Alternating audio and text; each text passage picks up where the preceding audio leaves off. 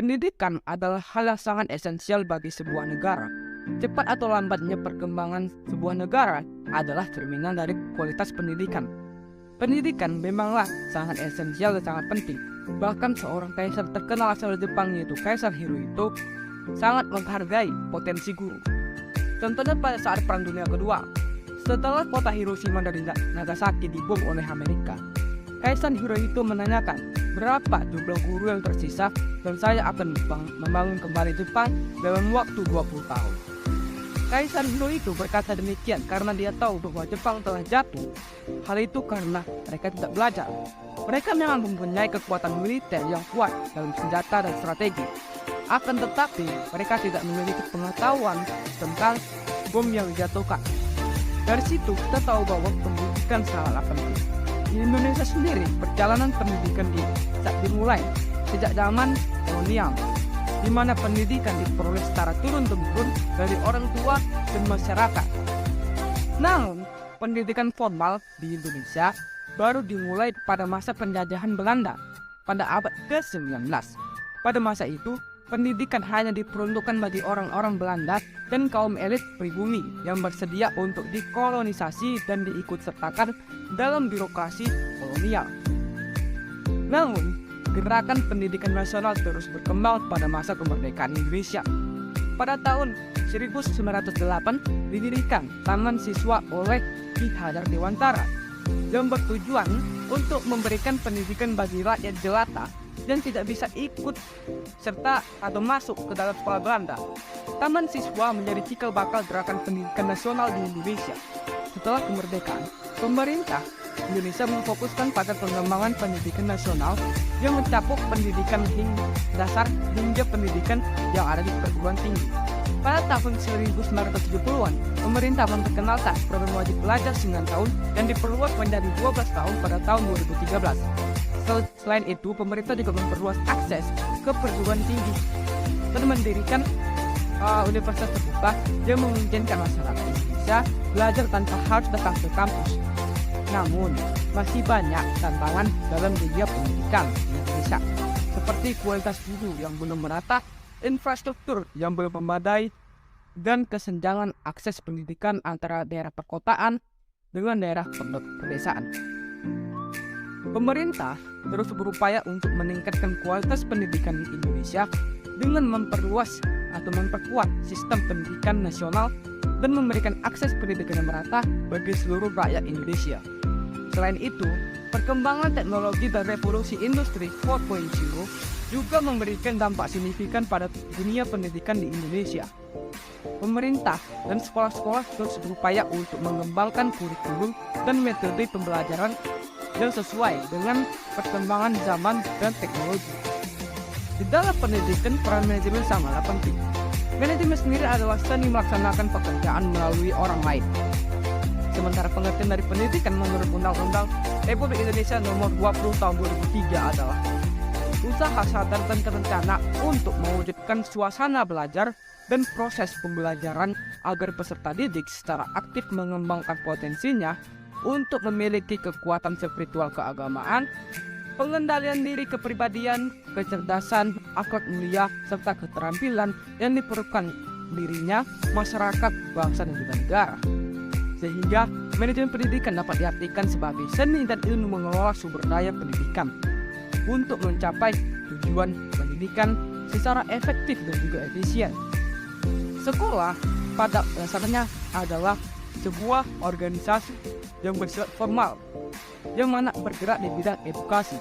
Sekolah sendiri memiliki kedudukan tertentu yang saling berinteraksi dan menjalankan peranan seperti yang diharapkan sesuai dengan kedudukannya.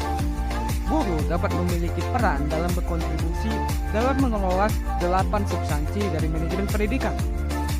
Akan tetapi, timbul pertanyaan, apakah selama guru berkontribusi atau berusaha untuk berkontribusi dalam 8 substansi manajemen pendidikan, guru tidak pernah menghadapi permasalahan?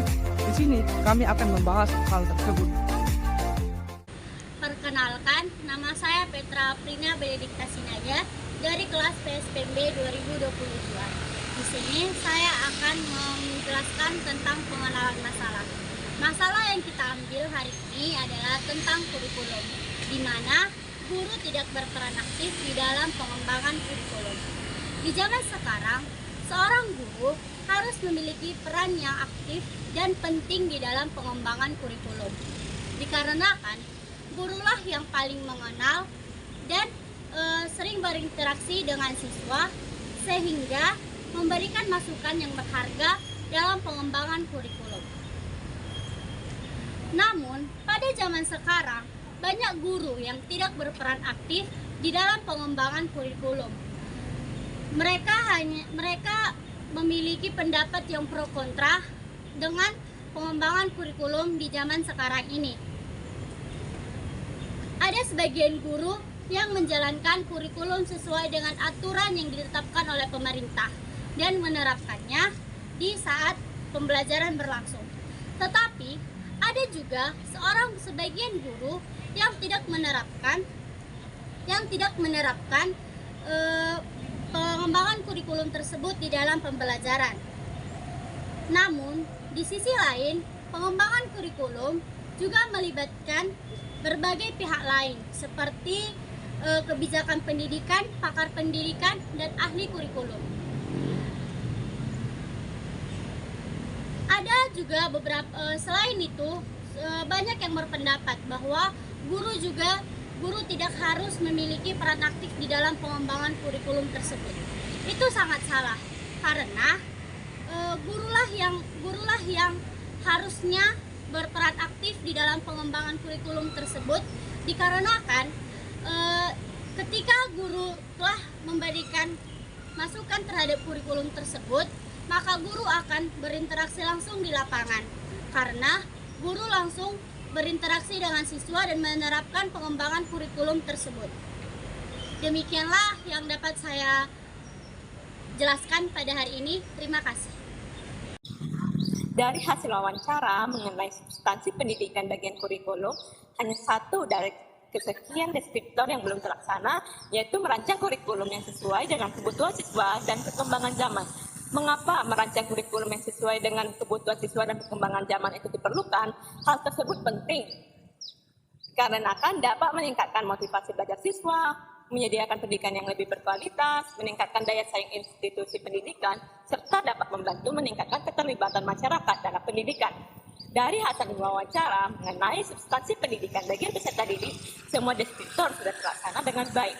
Dari hasil wawancara mengenai substansi pendidikan bagian pendidik dan tenaga kependidikan, semua deskriptor sudah terlaksana. Dari hasil wawancara mengenai substansi bagian sarana dan prasarana, semua deskriptor sudah terlaksana. Dari hasil wawancara mengenai substansi bagian keuangan, semua deskriptor sama sekali belum terlaksana. Beberapa alasan mengapa substansi pendidikan bagian keuangan harus terlaksana dengan baik, antara lain dapat menjamin tersedianya sumber daya pendidikan yang cukup, meningkatkan efisiensi dan efektivitas pengelolaan pendidikan, meningkatkan transparansi dan akuntabilitas dalam meningkatkan partisipasi masyarakat, serta meningkatkan kualitas pendidikan. Dari hasil wawancara mengenai substansi pendidikan bagian layanan khusus, semua deskriptor sudah terlaksana dengan baik. Dari hasil wawancara mengenai substansi pendidikan bagian ketatausahaan, belum semua deskriptor terlaksana dengan baik. Substansi pendidikan bagian ketatausahaan ini haruslah terlaksana dengan baik karena dapat meningkatkan transparansi dan akuntabilitas dalam pengelolaan pendidikan yang cukup, serta dapat meningkatkan kualitas pendidikan. Saya Indriani Triska Tinambunan akan menjelaskan tentang bagian bukti yang terdiri dari yang pertama, argumentasi tentang kurikulum yang berganti-ganti, dan kedua, menyampaikan hasil dari video wawancara yang telah dilakukan.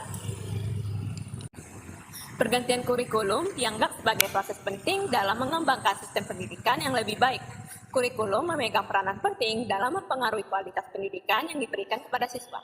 Oleh karena itu, kualitas pendidikan yang diberikan kepada siswa harus dilakukan dengan tujuan untuk meningkatkan kualitas pendidikan, meningkatkan keterampilan dan pengetahuan siswa, serta mempersiapkan mereka untuk di masa yang akan datang. Namun, pergantian kurikulum juga dapat menimbulkan beberapa masalah. Misalnya, guru, siswa, dan sekolah mungkin memerlukan waktu untuk menyesuaikan diri dengan kurikulum baru, dan peralatan dan bahan ajar yang dibutuhkan mungkin belum tersedia dan perlu diperbarui. Selain itu, kurikulum baru mungkin memerlukan biaya tambahan untuk membeli buku teks, perangkat lunak, atau peralatan yang dibutuhkan. Untuk mengatasi masalah ini, penting untuk melakukan persiapan yang matang sebelum melakukan pergantian kurikulum. Persiapan tersebut meliputi peningkatan keterampilan dan pengetahuan guru, penyediaan peralatan atau bahan ajar yang dibutuhkan, serta penyediaan dukungan dan bimbingan kepada siswa untuk membantu mereka menyesuaikan diri dengan kurikulum yang baru. Secara keseluruhan, pergantian kurikulum adalah proses yang penting dalam meningkatkan kualitas pendidikan. Namun, perlu dilakukan dengan hati-hati dan perlu dipersiapkan dengan baik untuk memastikan kesuksesannya dan meminimalkan dampak negatifnya. Namun, berikut adalah beberapa hal yang menjadi pertimbangan dalam pergantian kurikulum. Yang pertama, tujuan kurikulum. Pergantian kurikulum harus didasarkan pada tujuan yang jelas dan terukur, seperti meningkatkan kualitas pendidikan, memperbarui atau menyesuaikan materi pembelajaran dengan tuntutan zaman, dan meningkatkan kemampuan siswa dalam menghadapi tantangan masa depan. 2. Keterlibatan para pihak. Pergantian kurikulum sebaiknya melibatkan berbagai pihak, termasuk guru, siswa, orang tua, akademisi, dan pengambil kebijakan. 3. Persiapan dan pelaksanaan. Pergantian kurikulum sebaiknya disiapkan dan dilaksanakan secara sistematis dan terencana. 4. Dampak pada siswa. Pergantian kurikulum dapat memiliki dampak positif atau negatif pada siswa, tergantung pada implementasi dan efektivitasnya. 5. Evaluasi dan perbaikan. Pergantian kurikulum sebaiknya dievaluasi secara berkala untuk memastikan bahwa tujuan tercapainya dan mengidentifikasi kekurangan atau masalah yang perlu diperbaiki. Secara keseluruhan, pergantian kurikulum dapat menjadi solusi yang baik untuk meningkatkan kualitas pendidikan jika dilakukan dengan benar dan efektif. Namun, perlu diperhatikan bahwa pergantian kurikulum bukanlah satu-satunya faktor yang dapat mempengaruhi kualitas pendidikan yang harus dilihat sebagai bagian dari rangkaian upaya yang lebih luas. Nah, berikut ini adalah cuplikan video hasil wawancara tentang peranan guru bidang studi dalam membantu kepala sekolah dalam mengelola 8 substansi manajemen pendidikan. Berikut videonya. Dari hasil wawancara mengenai substansi pendidikan bagian kurikulum, hanya satu dari kesekian deskriptor yang belum terlaksana, yaitu merancang kurikulum yang sesuai dengan kebutuhan siswa dan perkembangan zaman. Mengapa merancang kurikulum yang sesuai dengan kebutuhan siswa dan perkembangan zaman itu diperlukan? Hal tersebut penting karena akan dapat meningkatkan motivasi belajar siswa, menyediakan pendidikan yang lebih berkualitas, meningkatkan daya saing institusi pendidikan, serta dapat membantu meningkatkan keterlibatan masyarakat dalam pendidikan. Dari hasil wawancara mengenai substansi pendidikan bagian peserta didik, semua deskriptor sudah terlaksana dengan baik. Dari hasil wawancara mengenai substansi pendidikan bagian pendidik dan tenaga kependidikan, semua deskriptor sudah terlaksana. Dari hasil wawancara mengenai substansi bagian sarana dan prasarana, semua deskriptor sudah terlaksana. Dari hasil wawancara mengenai substansi bagian keuangan, semua deskriptor sama sekali belum terlaksana. Beberapa alasan mengapa substansi pendidikan bagian keuangan harus terlaksana dengan baik, antara lain dapat menjamin tersedianya sumber daya pendidikan yang cukup, meningkatkan efisiensi dan efektivitas pengelolaan pendidikan, meningkatkan transparansi dan akuntabilitas dalam meningkatkan partisipasi masyarakat, serta meningkatkan kualitas pendidikan. Dari hasil wawancara mengenai substansi pendidikan bagian layanan khusus, semua deskriptor sudah terlaksana dengan baik. Dari hasil wawancara mengenai substansi pendidikan bagian ketatausahaan, belum semua deskriptor terlaksana dengan baik. Substansi pendidikan bagian ketatausahaan ini haruslah terlaksana dengan baik karena dapat meningkatkan transparansi dan akuntabilitas dalam pengelolaan pendidikan yang cukup, serta dapat meningkatkan kualitas pendidikan. Oke, kita telah mendengar permasalahan yang ada, di mana permasalahannya itu pada bidang substansi manajemen, yaitu kurikulum, bagian atau bidang kurikulum, di mana masalahnya yaitu seorang guru tersebut tidak ikut dalam merancang suatu kurikulum. Nah, itu merupakan permasalahan yang kami ambil dan ide yang telah kami sediakan, yaitu kami telah membuat suatu ide yang dimana guru tersebut ikut berkolaborasi dalam perancangan kurikulum tersebut. Seperti yang kita ketahui pada saat ini, di mana seorang guru tersebut hanya ikut dalam menjalankan, bukan ikut merancang, tapi menjalankan kurikulum yang telah dibuat oleh pihak pemerintah, dan gurulah yang menjalankan atau mengikuti aturan yang telah diberlakukan terhadap kurikulum tersebut. Di sini kami telah merancang sebuah atau membuat sebuah ide di mana sebaiknya seorang guru atau pihak sekolah di mana itu ikut dalam hal berpartisipasi merancang kurikulum yang telah ditetapkan oleh pihak pemerintah, di mana adanya hubungan antara pihak pemerintah dan juga guru, di mana hal tersebut setiap sekolah atau setiap guru-guru itu melakukan pengajuan terhadap kurikulum tersebut agar nantinya bisa dilakukan adanya revisi. Nah, hal ini dilakukan dalam bentuk laporan. Laporan tersebut dilaporkan terhadap pihak pemerintah dan pihak pemerintah lah yang mengelolanya, dan sehingga hal tersebut dapat dilakukan adanya revisi oleh pihak pemerintah. Hal tersebut dilakukan untuk mencapainya kontribusi yang mengakibatkan seorang guru tersebut mampu beradaptasi dengan kurikulum yang telah dibuat. Hal tersebut bertujuan agar nantinya pada kegiatan pembelajaran seorang guru itu tidak perlu adanya adaptasi dengan kurikulum yang baru, sehingga menciptakan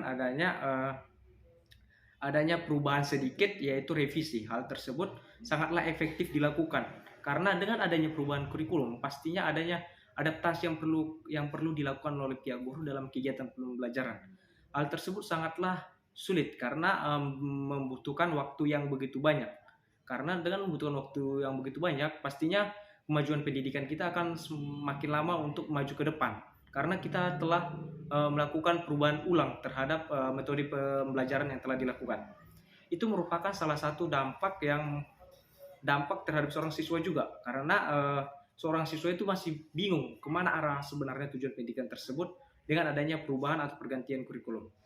Nah, jadi di sini kami memberikan suatu ide yang dimana itu adanya revisi saja, tetapi melalui pengajuan atau laporan pengajuan yang telah dibuat oleh setiap sekolah atau pihak guru, di mana laporan itu dilaporkan kepada pihak pemerintah, dan pihak pemerintah lah yang melakukan revisi terhadap kurikulum tersebut. Bukan berarti adanya pergantian, tetapi adanya revisi. Revisi tersebut dilakukan untuk memperbaiki celah mana yang masih kurang agar nantinya guru semakin efektif dalam membangun kurikulum tersebut dengan baik, sehingga dapat menemukan arah dari tujuan kurikulum tersebut atau tujuan dari pendidikan tersebut. Hal tersebut sangat penting karena seperti yang kita ketahui, jika kita mengetahui arah dari kurikulum tersebut, pastinya generasi yang akan datang akan semakin mudah dan memahami kemana sih arahnya nanti, dan juga dapat menciptakan generasi yang unggul pastinya. Seperti yang kita ketahui, kurikulum tersebut merupakan hal yang penting dalam kegiatan pembelajaran karena merupakan adanya tuntutan yang di dalamnya yang dapat mencapai suatu tujuan pendidikan. Dengan adanya revisi tersebut, pastinya yang telah dibuat oleh pemerintah itu sudah disepakati oleh seorang pihak guru, yang berakibat pada adanya keefektifan atau efisien yang lebih gampang atau lebih mudah dari seorang guru dalam mencermatinya atau beradaptasinya, karena hanya adanya perubahan sedikit saja, tidak langsung berubah secara total bagian dari setiap kegiatan pembelajaran tersebut, sehingga pihak guru semakin mudah memahaminya, dan guru pun akan mudah menciptakan metode kegiatan pembelajaran yang baik, yang bermanfaat bagi pihak siswa dan telah mengetahui arah tujuan dari kurikulum tersebut. Oleh sebab itu merupakan salah satu ide kami yang berdampak pada pihak guru dan pihak siswa juga, karena hal tersebut bisa berdampak karena seorang pihak guru tersebut sudah mengetahui bagaimana metode atau teknik dari suatu kurikulum tersebut dan tujuan dari kurikulum atau pendidikan tersebut. Sedangkan siswa juga seperti itu, sehingga itu merupakan salah satu hal yang menguntungkan bagi kedua pihak dan dapat berjalan untuk mencapai pendidikan yang lebih maju. Oke, selain itu juga hal tersebut di mana seorang guru itu merupakan fasilitas yang penting dalam suatu pendidikan, karena dengan fasilitas ini atau seorang guru tersebut dapat membangun pendidikan kita dengan baik. Oleh sebab itu perlunya kontribusi guru dan juga pihak pemerintah dalam membangun suatu kurikulum supaya dapat mencapai tujuan pendidikan yang lebih baik ke depannya, agar nantinya ke depannya pendidikan kita memiliki arah yang lebih tepat dan juga dapat mencapai keinginan dari bangsa negara kita ini dalam membangun pendidikan kita ini untuk menjadi lebih baik ke depannya. Itulah ide kami agar kurikulum agar guru-guru dapat ikut dalam atau berkolaborasi dalam merancang kurikulum tersebut. Itulah ide yang telah kami buat. Oke, selanjutnya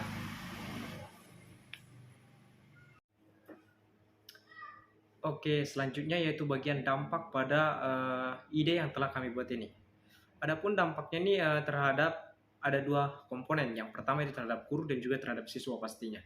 Kenapa demikian? Karena dampaknya itu terhadap guru, di mana guru itu semakin mudah beradaptasi atau semakin mudah memahami isi dari kurikulum tersebut. Karena telah adanya pihak kontribusi antara guru tersebut terhadap pihak pemerintah, sehingga pemerintah dapat mengeluarkan revisi baru kurikulum tersebut, sehingga adanya kontribusi dan guru pun semakin mudah memahami isi dari kurikulum tersebut dan dapat menerapkannya dengan baik. Selanjutnya yang pastinya dampaknya bagi guru itu juga sangat besar, di mana guru itu juga dapat menciptakan model pembelajaran yang lebih baru yang berhubungan dengan kurikulum tersebut, sehingga meningkatkan adanya suatu bentuk atau metode pembelajaran yang baru dengan bentuk tujuan terhadap kurikulum yang sama. Itu juga dapat terjadi dilakukan oleh pihak guru nantinya dengan adanya pemahaman guru semakin lebih gampang atau mudah beradaptasi terhadap kurikulum yang telah direvisi tersebut. Selain itu juga dampaknya itu juga terhadap seorang siswa pastinya. Kenapa demikian? Dengan metode atau dengan kurikulum yang direvisi sehingga seorang siswa pastinya itu semakin paham kemana arah tujuan dari pendidikan tersebut dan kemana arah model pembelajaran tersebut, di mana seorang siswa pastinya semakin mudah atau memahami hal tersebut, sehingga seorang siswa tersebut mampu memahami dan juga dapat mengikuti model pembelajaran tersebut dengan baik, sehingga kedua hal tersebut sangatlah bersinkron, di mana guru juga mampu menciptakan model yang baik atau mengikuti kurikulum tersebut atau alur kurikulum tersebut dengan baik, dan juga siswa pun di mana pastinya semakin mudah memahami isi dari kurikulum tersebut, di mana memahaminya dalam konteks siswa tersebut semakin paham gimana sih teknik pembelajaran yang telah dilakukan dan bagaimana dampaknya nantinya, di mana seorang siswa itu bisa mengetahui bentuk dan tujuan pendidikan tersebut, karena adanya penetapan kurikulum yang telah direvisi sehingga mengakibatkan adanya kontribusi juga antara siswa dan juga guru yang mengakibatkan adanya keinginan yang lebih maju, di mana seorang siswa semakin semangat dalam mengikutinya karena sudah memahami isi dari apa yang telah ditujukan nantinya ke depan. Oleh sebab itu hal tersebut sangatlah berdampak yang baik terhadap pihak guru dan pihak siswa. Karena itu dengan dampak tersebut pastinya akan mempermudah kita dalam mencapai tujuan pendidikan kita. Karena dengan hal tersebut pastinya tujuan pendidikan semakin mudah dicapai, dan juga seorang siswa dan guru juga semakin senang atau semakin mudah mengikuti alur dari pendidikan tersebut. Hal tersebutlah yang mengakibatkan seorang siswa dan seorang guru itu bisa saling berkolaborasi dalam mencapai tujuan pendidikan yang lebih baik. Itulah dampak yang akan terjadi jika adanya kolaborasi guru terhadap perancangan kurikulum yang ada, sehingga dapat memajukan pendidikan yang ada di Indonesia ini atau di bangsa ini. Oke, itulah dampak dari adanya kontribusi guru terhadap kurikulum.